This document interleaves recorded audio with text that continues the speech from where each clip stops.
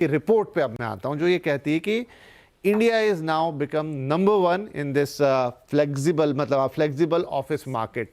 और आपने मुझे थोड़ी देर पहले समझाया कि कोवर्किंग उसका एक हिस्सा है। तो ये कैसे हो गया कि हम तो इतने नए एंट्रेंट्स हैं, आपने पूरी कहानी बताई कि ये अमेरिका या वैसे देशों में कितने सालों से इवॉल्व हुआ और ऑल ऑफ सडन हम नंबर 1 हो गए, ये कैसे हुआ? मैच्योरिटी लेवल पे इंडिया नंबर 1 है। What is this maturity level? इसमें 3 पैरामीटर्स बेसिकली कंसिडर करे गए हैं। What is the total flex absorption in a country over a 1 years time. जैसे अगर हम 2024 का लें, टोटल अब्जॉर्प्शन करीबन 88 मिलियन स्क्वायर फीट हुई थी। उसका 15% फ्लेक्स नहीं आया। ठीक है। सो डबल डिजिट में कोई और कंट्री में अब्जॉर्प्शन नहीं हो रही है from a flex point of view. That was number 1। अच्छा, इस तरीके से हम नंबर 1। हाँ। ओके। सेकंड क्राइटेरिया था नंबर ऑफ प्लेयर्स। अगर आज की डेट में देखा जाए ना, including organised, unorganised players, listed players, local, regional, global and national level players, सबको अगर लिया जाए करीबन 400 से 450 प्लेयर्स हैं कंट्री में जो अवेलेबल हैं। सो एवरी प्राइस पॉइंट, कोई किसी नीश में ऑपरेट कर रहा है, कोई एक सर्विस ऑफर कर रहा है, कोई दूसरी सर्विस ऑफर कर रहा है। So that the entire thing. And the third thing is जो स्ट्रक्चर्स अवेलेबल है, the maturity of the structures that are available. अब जैसे हम लोग बात कर रहे थे, एंटरप्राइज एक है, मैनेज्ड ऑफिस है, आपका कोवर्किंग है, या फिर आपको स्वीट्स हैं, अलग अलग तरह की ऑफरिंग है। सो अगर हम इन तीनों पैरामीटर्स को देखा जाए, no other mature market is offering जितना इंडिया ऑफर कर रहा है आज। इसलिए हम नंबर 1 है। इस वजह से हम नंबर 1। आज की डेट में देखा जाए तो टोटल फ्लेक्स का स्टॉक जो है करीबन, and I am mostly focusing on grade A stock, is close to about 85 million square feet, which is expected कि अगले साल तक ये 100 मिलियन हो जाएगा। हाँ, आपकी रिपोर्ट कहती है 2026 तक ये 100 मिलियन हो जाएगा। और 100 मिलियन में टोटल कंट्री का स्टॉक करीबन 850-860 मिलियन होगा, जिसका 100 million is going to be only flex. No other country, no matter how mature they are, is comparing with these इस स्टैटिस्टिक्स से। अब थोड़ा सा मुझे बताइए, एक आपने कहा कोवर्किंग, एक आपने कहा एंटरप्राइज। हाँ जी। कोवर्किंग मोस्टली लोग समझते हैं कि हाँ क्या है, हाँ। कैसे एंटरप्राइज मतलब क्या हुआ है फिर यहाँ? एंटरप्राइज जैसे हर्ष अभी बोल रहे थे, पूरी बिल्डिंग ली और उसके अंदर जैसे किसी को 10,000 चाहिए, 20,000, बट उनका अपना ऑफिस। तो आप उस ऑफिस में घुसेंगे, आप चाहे ग्लोबल किसी भी ऑफिस में चले जाइए, उस कंपनी के look and feel, experience is exactly the same. Employees को ये नहीं लगेगा कि हम किसी और कंट्री में छोटे से ऑफिस में बैठे हुए।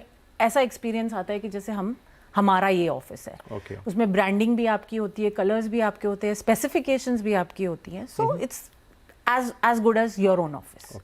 So I think that's what defines enterprise and managed. Managed is because सारी सर्विसेज। तो जो मुझे समझ में आया हर्ष, वो ये कि ठीक है, स्टार्टअप वाली एक चीज़ हो गई, या छोटी कंपनी, चलिए स्टार्टअप से आगे बढ़ जाते हैं उसमें, तो कोवर्किंग स्पेसेस वो ले लेते हैं कि वो पूरा ऑफिस अफोर्ड नहीं कर सकते, तो उन्होंने 5 सीट ले ली, 10 सीट ले ली, 2 कमरे ले लिए। ये तो हो गया कोवर्किंग। जो मैम ने समझाया एंटरप्राइज मतलब एक बड़ी कंपनी आई, उसने कहा मुझे पूरी बिल्डिंग चाहिए, या पूरा 2 फ्लोर चाहिए, 3 फ्लोर चाहिए, और मुझे जैसा ऑफिस चाहिए वो बना के दीजिए। तो ये तो पहले भी होता था, फिर इसमें और अभी वाली चीज़ में क्या अंतर है? इसमें एक बहुत बड़ा डिफरेंस ये हुआ है लास्ट 6-7 सालों में। कोवर्किंग, जहाँ पे हम लोग एक तल्ला भाड़े में लेके छोटे कंपनीज को साथ में अरेंजमेंट करते थे, एक नया कैटेगरी स्मार्टवर्क्स ने बहुत अर्ली टाइम पे रियलाइज़ किया, जहाँ पे एक बड़ी अपॉर्चुनिटी है कि क्यों ना हम, अगर हमें एक बहुत बड़ा काम करना है, एक प्लेटफॉर्म बनाएं जहाँ पे हम unorganised fragmented real estate supply अपने प्लेटफॉर्म में लाएं। एक फ्लोर की जगह हम पूरा बिल्डिंग लें। और उस बिल्डिंग, इतना बड़ा वो बिल्डिंग ले कि वहाँ पे हम सारे सुविधाएं, अम्यूनिटीज़ जो मैंने बताया, gym, day care, food court, sport zone, सब कुछ क्रिएट करें, जो सारे उस बिल्डिंग के यूज़र्स शेयरिंग बेसिस में यूज़ कर पाए। उसके बाद उस प्लेटफॉर्म में हम ऑफिस सर्विसेज के लिए आपको जितने सारे सर्विसेज चाहिए, चाहे वो कॉन्ट्रैक्टर का सर्विस हो, या टी कॉफ़ी हो, या फैसिलिटी मैनेजमेंट हो, उनको भी ऑर्गेनाइज करके इस प्लेटफॉर्म में ले आए। ये हो गया हमारा इक्वेशन सप्लाई का।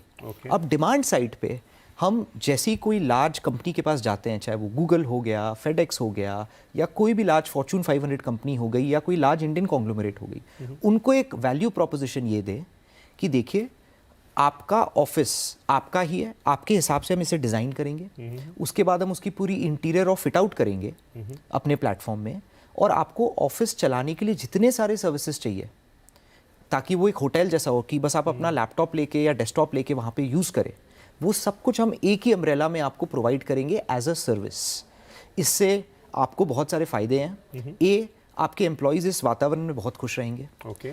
सेकंड, ये चीज़ आप अगर खुद से करते आपको शायद और महंगा पड़ता, हम उसको at a cost saving value करके दे। और इंडिया में ये फॉर्मूला हमेशा चलता ही है कि अगर आप कुछ अनऑर्गेनाइज्ड को ऑर्गेनाइज करो और वो at a fraction of a cost आप दो, एंड साथ में आप ये दावा दो कि आपके एम्प्लॉयज़ इस वातावरण में ज़्यादा खुश रहेंगे, तो ये फॉर्मूला तो चलेगा ही।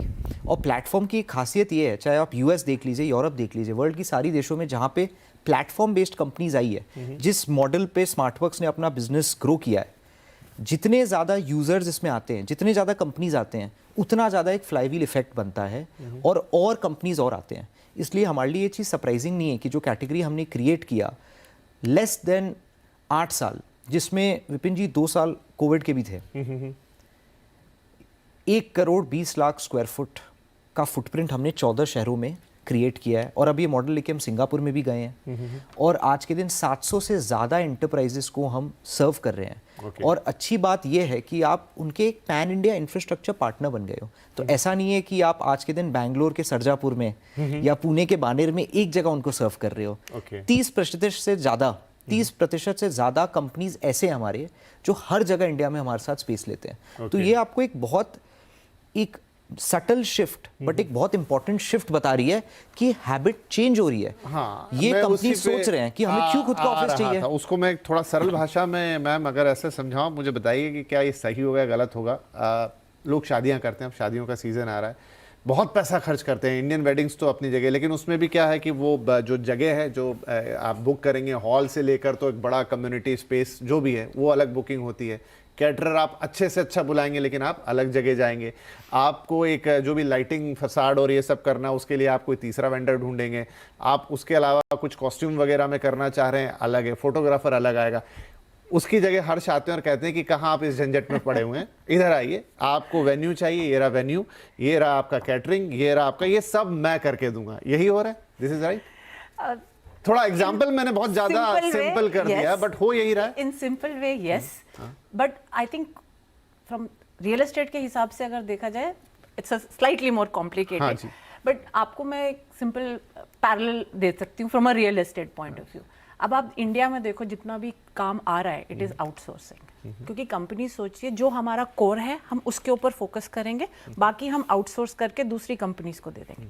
This is the exact parallel जो इसमें भी हो रहा है। हमारा जो कोर है वो है, लेट्स से अगर हम एक टेक्नोलॉजी कंपनी है, सॉफ्टवेयर डेवलपमेंट हमारा कोर है, हम उस पर फोकस करते।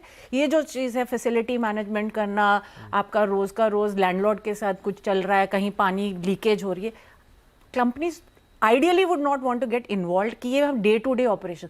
अगर मेरे को एक वेंडर मिल रहा है वो जो सारी मेरे प्रॉब्लम्स को टेक केयर कर रहे हैं, and this works very well for small, medium and slightly large companies. तो गूगल वगैरह तक के नाम लिए नहीं, गूगल वगैरह का अब क्या हो रहा है कि देयर आर बड़ी companies consciously portion of their is going to flex. अच्छा, उनका रीजन अलग है, कंपनीज जैसे साइज पे डिपेंड। थोड़ा सा और इसको समझने की कोशिश, मुंबई का बीकेसी आप जाइए, एक से एक बड़े बड़े ऑफिस और बड़े, तो वो कैसे चलते हैं? वो कंपनीज की खुद की बिल्डिंग है या उन्होंने बिल्डिंग किसी से ले ली है, अंदर का मैनेजमेंट खुद संभालते हैं, थर्ड पार्टी को देते हैं, क्या है वो?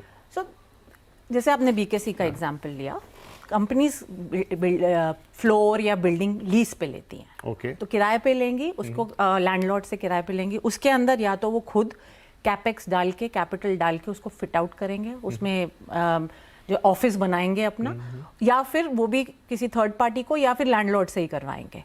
फिर उसके बाद आता है फैसिलिटी मैनेजमेंट, जिसके अंदर आपका जैनिटोरियल सर्विस, हाउसकीपिंग, ये सब इंक्लूड करके वो खुद करते हैं या वो भी किसी थर्ड पार्टी को आउटसोर्स करते हैं। But it is 1, 2, 3 all separate. Okay, so ये फर्क हो जाता है। अब अगर और उसके अलावा आपकी यूटिलिटीज हैं वो अलग हो जाता है। सो इट्स 1, 2, 3, 4, फिर वो आपका लेयर बनती रहती है। You have to manage everything in isolation, in silos.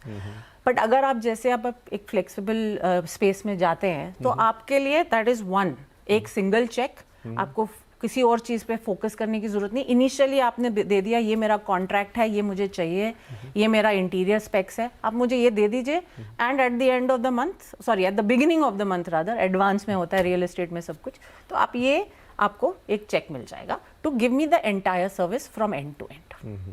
मेरे शादी वाले एग्जाम्पल मतलब गड़बड़ी नहीं थी उतनी, फिर लगभग सरल भाषा में यही है, एक्सेप्ट वो शादी केवल आपके लिए कस्टमाइज्ड है। ये आपके मन में जहन नहीं आएगा कि मैं कम्युनिटी या मैं एक शेयर्ड शादी कर रहा हूँ। सब कुछ आपके लिए है, हम बस एक सर्विस प्रोवाइडर है जो आपके लिए मैनेज करके bespoke तरीके से आपको ये दे रहे हैं। तो